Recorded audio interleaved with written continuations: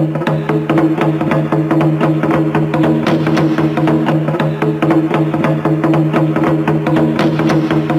evening and welcome to South Sudan in Focus on the Voice of America. I'm John Tanz in Washington, working on this program via remote. Here are some of the top stories making news across Sudan and South Sudan this Wednesday, November 2nd, 2022.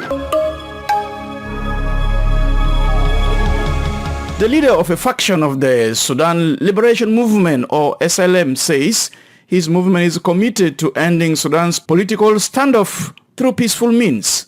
Abdul-Wahid Muhammad Noor says dialogue is the only way to achieve lasting peace and political stability in Sudan.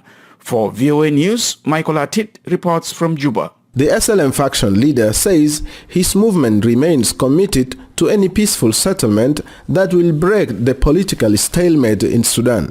In an exclusive interview with South Sudan in Focus, Abdul-Wahid Muhammad Noor says the current deadlock between Sudanese parties is not healthy and might lead to a total collapse of the nation. Noor says last year's military coup has exacerbated the situation and negatively affected the aspirations of the Sudanese revolutionaries who have been yearning for a true democratic civilian rule. The solution in our country, Sudan, has a big problem. It's a rooted problem. Sudan is not a founded state.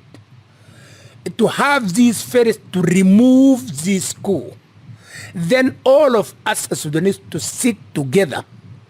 But this will not happen if the coup is there, because this needs a democratic freedom of expression, freedom of will, and freedom of implementation. The Sudan People's Liberation Movement and the SPLM North, led by General Abdulaziz Al-Hilu, refused to sign the Juba peace deal in October last year, which was mediated by the South Sudan government. Since then, they declared a unilateral ceasefire as efforts by the regional bodies are underway to engage them in a peace talks with the Sudanese government. The SLM leader says the approach used during the Juba peace talks was not genuine because it did not address the root causes of Sudan's political problems.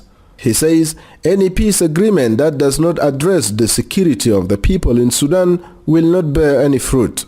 Millions of people in Darfur, Nuba Mountain, Blue Nile, they are IDP and refugees because the direct attack from the force of their own country.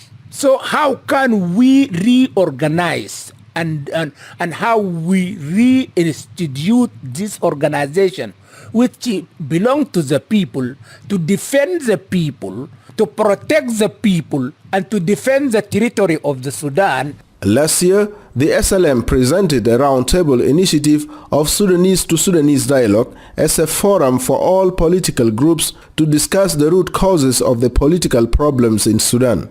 And Noor says the initiative is unlikely to restore peace after the coup. He says unless Sudan's military leaders distance themselves from government leadership and allow civilians to run the country, peace will not be achieved. Peace started with conflict suspension, which is cessation of hostility. In place like Darfur, cessation of hostility is coming when there is two parties fighting each other's. Then the civilian became victim of the collateral damage. Militias and tribes armed by the government itself, out of law, kill systematically others, tribes. And Noor is calling on the international community and friends of Sudan to continue supporting the restoration of democratic, civilian rule and help young people achieve the objectives of their revolution. Asked whether the SLM faction has been pressured to join the Juba peace deal, and Noor has this to say. We don't believe in pressure at all. And here in South Sudan, nobody make any pressure to us. I want to emphasize nobody that make any pressure to us. Here we are welcome. We thank President Salva, and I believe that as a movement that we are in a right position And we are ready also to leave wherever people think that we are not helpful. And Nur says his group is ready to engage with Sudan's political parties to ensure that military leaders leave the political scene. He says, as long as the military is in power, no development will take place and the country may face continued failure. For VOA News, I am Michael Atit in Khartoum.